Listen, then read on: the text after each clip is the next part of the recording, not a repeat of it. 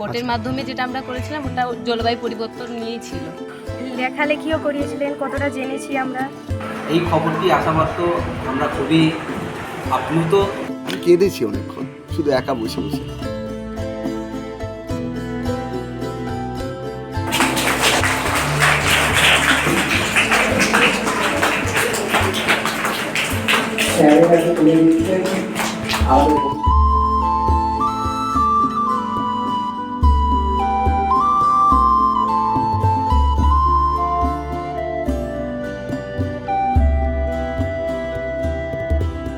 আসলে যদি প্রত্যাশা থাকে সেখানে একরকম অনুভূতি হয়।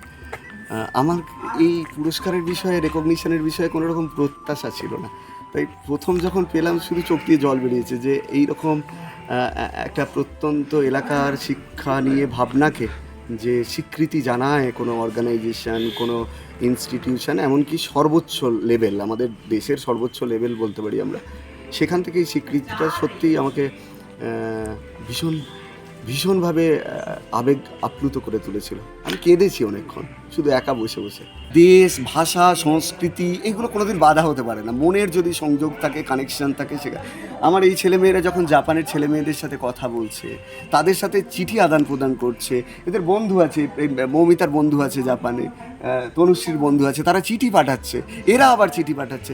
এই যে সংস্কৃতির বন্ধন, একটা বিনিময়, সেটা এই রকম প্রোগ্রামের মাধ্যমেই সম্ভব, যেটা আমরা করার চেষ্টা করেছি ভার্চুয়ালি, এবং সেটা ফলপ্রসূ হয়েছে।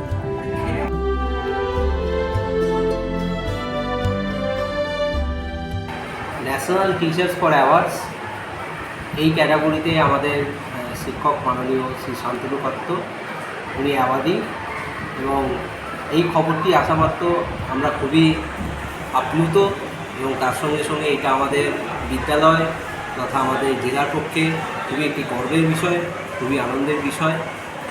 এখানে যেটা বলা হয় যে এক্সপিরিয়েন্সিয়াল লার্নিং বা learning by doing, activity based একটা লার্নিং প্রসেস। এটা হাতে নাতে কিছু করার মাধ্যমে শিক্ষার্থীরা অনেক কিছু শিখতে পারছে।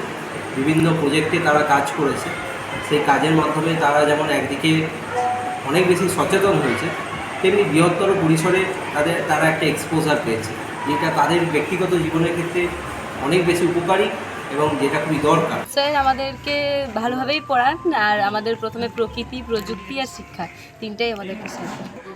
জেনকেন প্রজেক্ট করছিলাম, তখন ওটাকে জেনকেন প্রজেক্টে আমরা তুলে ধরেছিলাম। মূল বিষয়বস্তু ছিল যে পরিবেশকে আমরা বাঁচাবো কীভাবে।